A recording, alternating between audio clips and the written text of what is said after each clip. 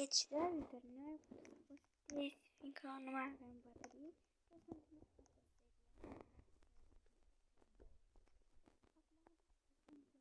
bun, acum să facem încă 2 sesiuni, fiindcă că a spus mai mult timp între noi și haideți să trecem la treabă.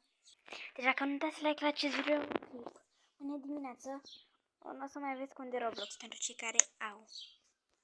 Și o să muriți. Haideți să începem. Asta e mai mult schimb de mama.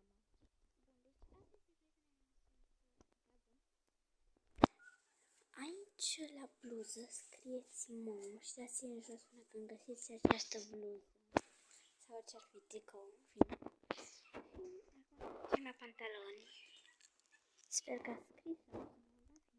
Dacă a scris, puteți să treceți mai departe și vedeți acești pantaloni. Sau unii care se potrivesc mult mai bine. Uite, eu iau pe ăștia. Să un pic să văd ce zis. Nu am lăsat, mama. Bine, nu băgați de seama. Deci bine acum. Acum trebuie să găsesc un păr pentru voi.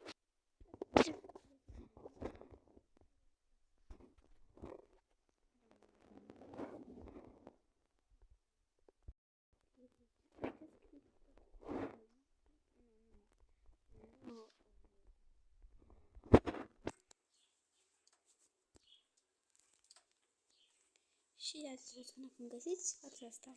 Este fața super obosită. Și vedeți asta.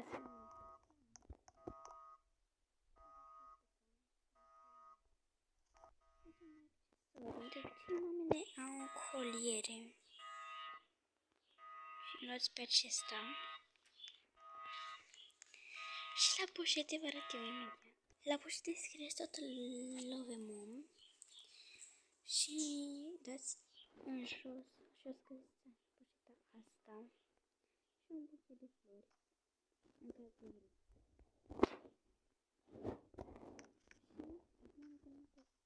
Și la toate punem doar poziția aceasta, ultima poziție.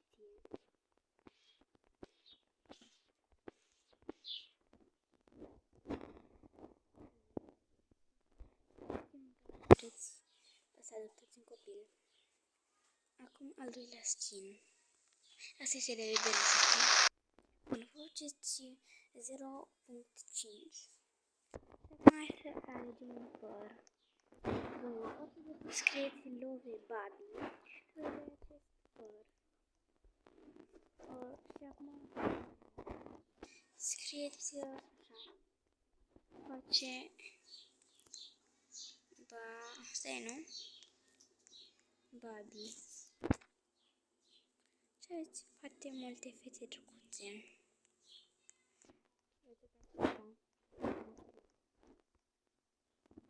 Și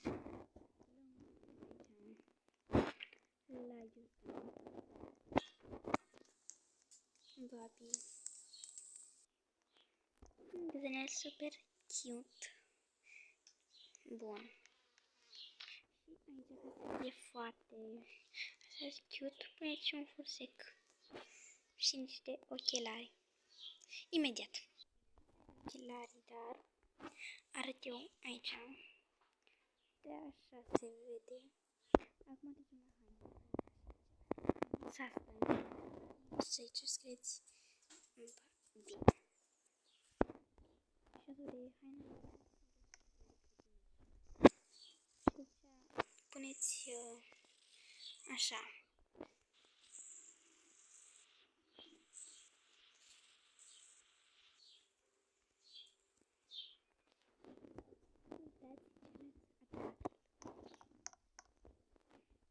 Este și scenul de bebeluș. Vedem data viitoare. Pa, pa!